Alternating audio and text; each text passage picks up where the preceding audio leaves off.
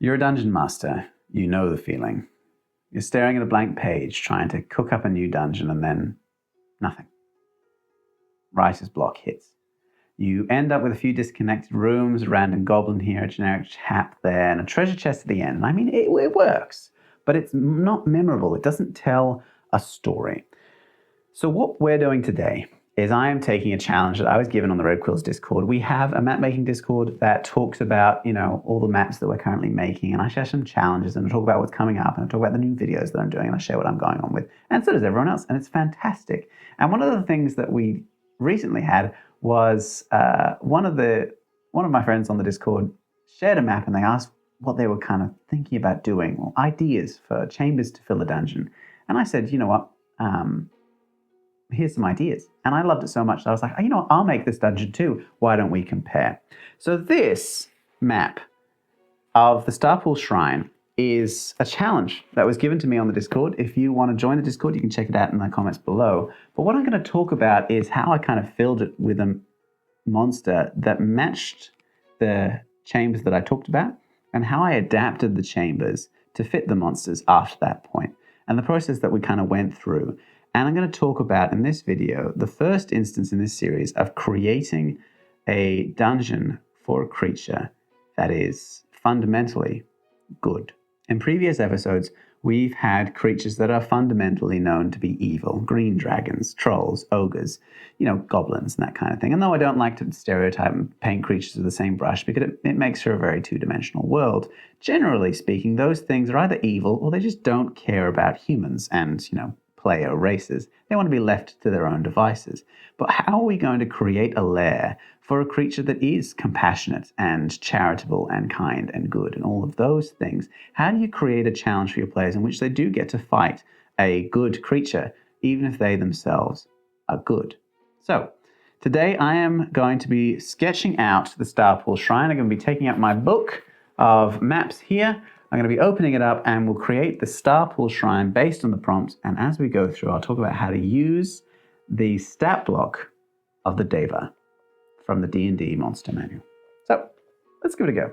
So why the Deva? I could have picked any monster, but for a dungeon all about judgment and worthiness, the Deva is just perfect. Devas aren't just angels with wings and a mace. In D&D lore, they're immortal messengers. They're divine instruments sent to protect sacred places or gateways between planes. They are the agents of a god's will, tasked with a sacred duty that they will pursue for ages. And that works for the prompt that I gave for this dungeon that I took for myself, which is the idea that it is a set of underground chambers beneath an old church. In my case, the church is abandoned, but I discussed how you could create a 5-chamber system that worked through the different stages of life. When the church was constructed, they represent the movement from, pre-birth through birth and then life, and then into the different states of death, whether that is peaceful death, violent death, or ascendance to a different plane.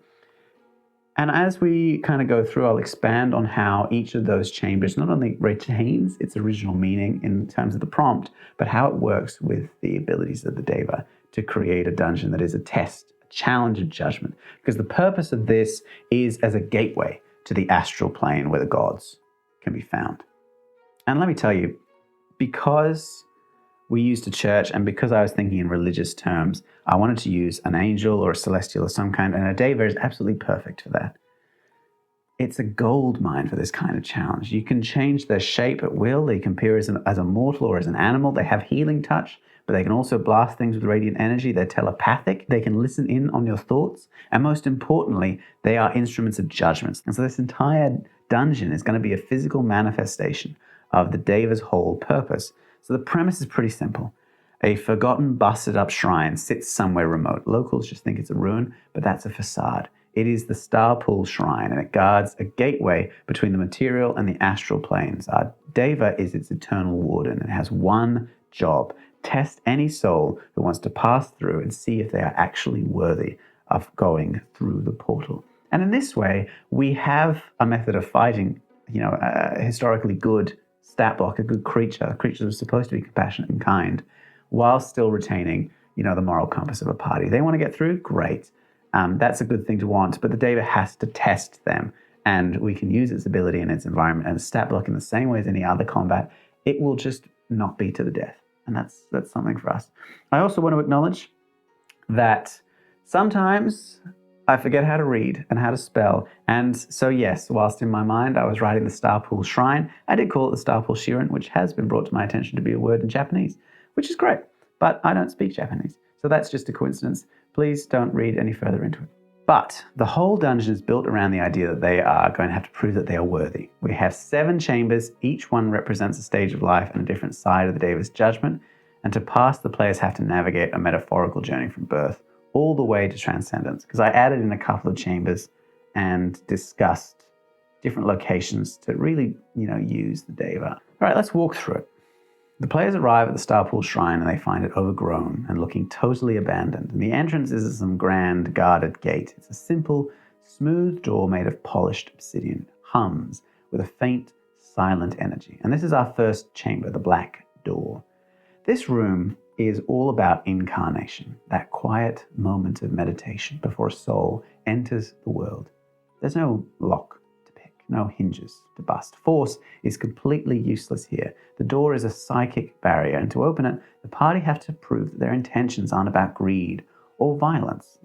The challenge here is a riddle or a small sacrifice. The door is inscribed in a faint, glowing script that only shows up when someone touches the door. I have no voice, but I ask a question. I have no body, but I await an answer. To begin a journey, what must you first offer? And I kind of like that as a riddle because it's clearly open to the party's judgment. That question doesn't have a right answer. And that's going to bug them because, people love riddles that have specific answers. But it is so clearly a test of their intentions. If they want to pass through the door, they have to offer something. And that thing that they're offering must show that they are pure of heart.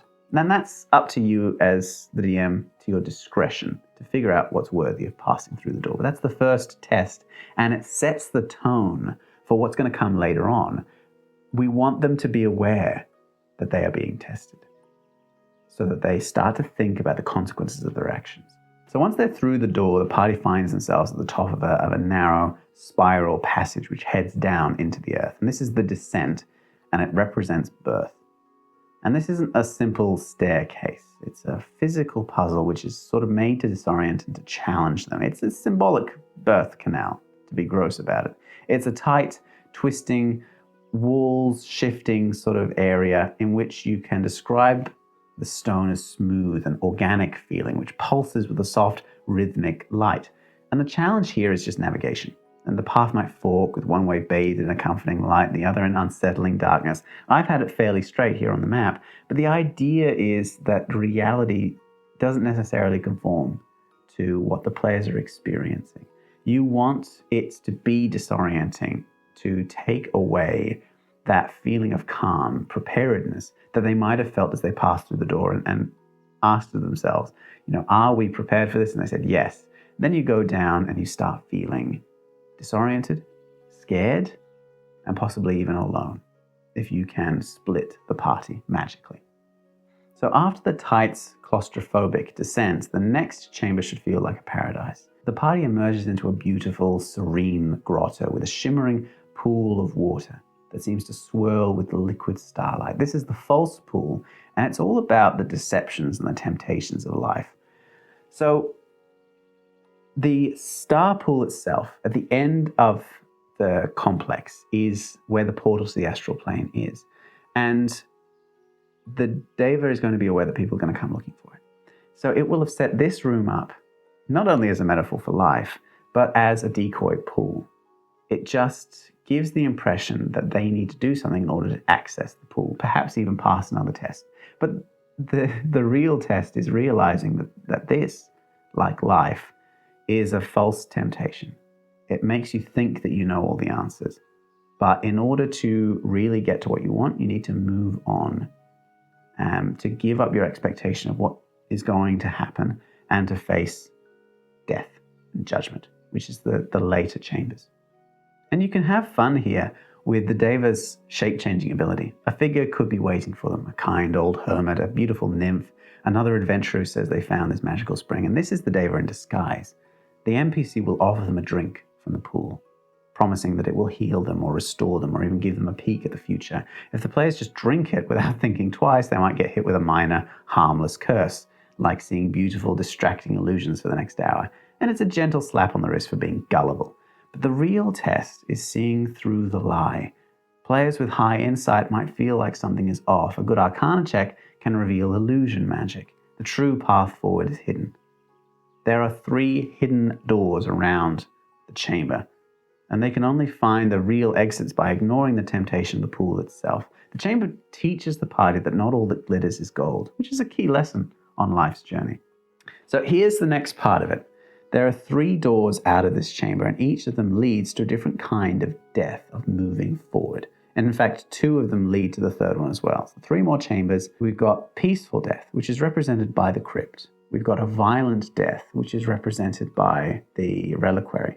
And we have ascendance itself, moving past what is expected of mortals and achieving some kind of, spiritual completeness, some nirvana, which is represented by the Starpool itself. So when they get to this point, it's important to make it clear, possibly through the NPC, that they must choose an exit, which represents how they think that they are going to die. And I personally think that that's fun because it forces them to become self-aware. Do they think that they will meet their end in a peaceful death, surrounded by their loved ones, having finished adventuring and made the world a better place? Or do they think that a violent end awaits them on the battlefield? And it's important to note that neither of these are good or bad ends, although you could flavor it that way. Do they think that at the end they will be judged as being a good person or a bad person? But the underlying message, of course, here is that they won't get what they want if they are bad people. The Deva will take care of them. So they can't move past death, the death chambers, if they are judged to be evil. So they need to be good in order to get through it, which implies, of course, that both of them are good deaths, but they need to be aware of who they are. They need to be able to show that they are self-aware to the Deva before it lets them move on. The 3rd door, the one that leads directly to the Starpool from the false pool, should be much more hidden than that. Even if you completely hide it and you only open it after they manage to get through one of the other chambers. But if you've got someone who is very spiritually aware, like a cleric or a monk, then you can give this as an option for them. If they can, take on a much long-term challenge from the Deva of being aware of who they are in the universe, then they can move directly from the false pool to the star pool, because that's kind of what they want out of life, really. But a barbarian or a warlock probably won't be able to do that directly. So let's talk about those 3 individual pools. We're going to start with the Crypt, because this chamber brings a sort of a very dramatic shift in tone from the false pool. A single solemn hall, which is lined with empty stone sarcophagi, dust motes, dance in a single beam of light from the ceiling. The air is still and cold, and the chamber is all about peaceful death, the time for final reflections. There are no monsters here. There are no traps. It's a pure role-playing encounter. The challenge is one of confession. As the party moves through the crypt, the Deva's telepathic presence will gently brush against their minds. It's not an attack. It's just a quiet, prompting whisper. You can give each player a personal prompt. The lid of this sarcophagus is carved with the face of the man that you wronged. What do you say to him? Or maybe, this empty tomb feels heavy with a promise that you failed to keep. Acknowledge it. And to pass, each character has to voice a regret or atone for a past sin. They have to speak it out loud into the silence. And this can be a really powerful moment for character development. It makes the players dig into their backstories and confront their characters' flaws. Once every party member has unburdened their conscience, the far door, which was sealed shut, silently swings open. They face their past and can now move on, just like a soul dying with a clear conscience. But not all deaths are peaceful. The chamber opposite the crypt is the Reliquary. It represents a violent end, and the room is a huge contrast to the crypt. It's a massive stone arena. Its walls are lined with spectral weapons and armor. The floor is scorched. The air crackles with energy. So this is for parties who aren't really big on roleplay, or players who aren't really big on roleplay. This is a combat challenge, a trial by arms. And they have to fight. But the trick is they don't have to win. The goal is to prove their strength and resolve. The moment the party steps inside, the weapons on the walls blaze with radiant light. Celestial constructs or spectral warriors appear in the center of the room, and these aren't evil creatures. They are the echoes of those who came before and failed the test, who now serve the Deva as eternal challengers. The constructs might use smart tactics, trying to separate the party or focus on a single target, and the Deva is testing their ability to work together under pressure, to survive violence, and to persevere. And you can tailor this fight to your party's strengths and weaknesses. It should be tough, one that drains their resources and pushes them to their limit. But it's important to acknowledge, I think, with a test like this, that an evil character who is very, very good at combat can beat a straight-up combat test. But if you've got constructs like this, then they aren't bound to the world by hit points. They are bound to the world by a duty that they are resolved to keep, which means that there's no amount of damage that the players can do that will lay them to rest without advanced magic. And you could even make an anti-magic field in this room if you really want to stop them from doing that. But, banishment spells like that, they can take care of the challenge. But if you're fighting them, in a mundane way, even if you manage to, cleave the last of the hit points from the construct, it's just going to come back in a couple of moments and continue to fight. And the lesson here is that they, as players, need to acknowledge that they will die eventually. And only with that knowledge and the humility that comes with it will the Deva allow them to pass. And you can lay clues about that around the room, in the murals, in the carvings around the door, or even in what the constructs themselves, those who failed the test in the past, have said. And it's also, I think it's worth noting, the constructs will probably never kill the characters. It will just get them down and then allow them to kind of scrape through. And it'll do this as much as is necessary for them to finally learn the lesson and pass forward. So by acknowledging that they are going to die, in surrendering to the inevitable, they can move forward. Because behind the third mural in the false pool, and at the end of the Crypt and the Reliquary, are the entrances to the real Starpool and the Shelf of the Low Meat, which is sort of a small plain area with nothing but a single stone stair in the center. And this chamber represents judgment following death. And as the party enters, the Deva appears for the first time, but probably not in its glorious angelic form. It will use its shape-changing ability to show up as a humble, unassuming mortal, maybe a simple pilgrim, an old woman, or even a child. It sits on the stone steps and beckons them forward. There's no fight here. There's only a conversation, and the Deva in its disguise will ask them questions about their journey through the shrine. Why did you offer that memory at the Black Door? Why did you help your friend in the descent? Why did you confess back in the crypt? What did you really hope to find in the Starpool? And the entire room is basically a subtle zone of truth. The Deva is judging their hearts, their motivations, and how honest their answers are. It's weighing everything that they've done up until this point. Their choices in every single chamber have been recorded and now being judged. If they've been selfish, deceitful, or needlessly violent, the Deva knows. If they've been brave, compassionate, or honest, it knows that too. The moral climax of the dungeon is here. Whether they pass or fail depends not on their strength, but on their character. If the Deva finds them worthy, it will stand, and at the edge of the shelf will dissolve, revealing the final chamber, which is the Starpool itself. It's a vast, dark cavern with no floor or ceiling, just an endless expanse of swirling, shimmering cosmic energy. They're standing on a crystal platform at the edge of a lake of liquid stars, the gateway to the astral plane itself. And there, floating above the pool, the Deva finally reveals its true form. A being of radiant light with magnificent white wings, its face beautiful and terrifying. It has judged them and found them worthy. This is the climax, the Guardian's verdict. And it doesn't have to be a fight. Based on their journey, the Deva delivers its final judgments. If they were truly incredible, showing compassion, wisdom, courage, the Deva grants them its blessing. It might offer them safe passage through the Starpool, give them a piece of crucial divine guidance for their main quest, even grant them a temporary celestial boon, like the ability to cast a healing spell or speak celestial for a day. It becomes a powerful, if distant, patron. If they passed, but maybe stumbled a bit, showing potential mixed with flaws, which is probably the most common option, the Deva might deny them passage for now. but it will offer a path to redemption. You have strength, but you lack humility. Go and perform this task for me. Find the lost temple in the mountains and cleanse it of its shadow. Return when you have proven your heart is as strong as your arm. And this turns the dungeon from an ending into a new beginning.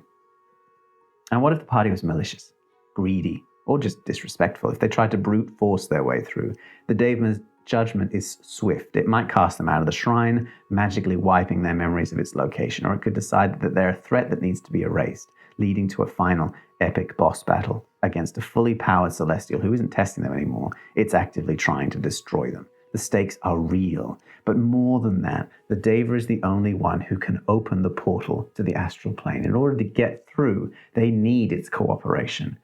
And if they have failed the test, and they can then decide to fight the Deva, even if they succeed and slay the Deva, which is, a remote possibility, because the Deva has access not only to its own abilities, stat blocks, and environment, but to any boons or items that its patron god has given it.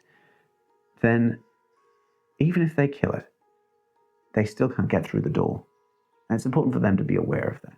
So, that brings us to the end of this particular dungeon, to me taking that prompt for 5 chambers underneath the chapel and creating a lair for a good aligned creature from the monster manual. What do you reckon? What do you think of the Starpool Shrine? Do you think that I should just be okay with the fact that I misspelled shrine in the very early parts of this video and just acknowledge that it's called a Shirin from now on and just work that into the linguistics of my world? Or do you think that I should learn to spell? Let me know in the comments below. Set a like and a subscribe if you haven't already to get more of these different videos. Each week I come out with a new video on how to create a lair or a realm or a tactic to use the environment and your maps with the stat block from the monster manual, so you can make your adventures a little bit more engaging and you can use the environment in its fullest potential against your players and make your games more fun. So thank you once again to all of my patrons and YouTube members. I want to thank you for letting me do what I do. It's a lot of work, but it's very, very worth it. If you want to support me, then you can absolutely join the Patreon or become a YouTube member. Patrons get access to some exclusive behind the scenes content and the real rundown of creating these dungeons, and my YouTube members get access to the videos a day before. But I do want to make everything as accessible as possible for the public because I know that that's not an option for everyone. Thank you to everyone for watching, and I will see you next week for the next episode of the Really Quick Maps. See you then. All right. Really Quick Maps, episode 12. The Deva. Deva? Deva. Deva. Oh, I think it's Deva. Deva! What a dingus. All right.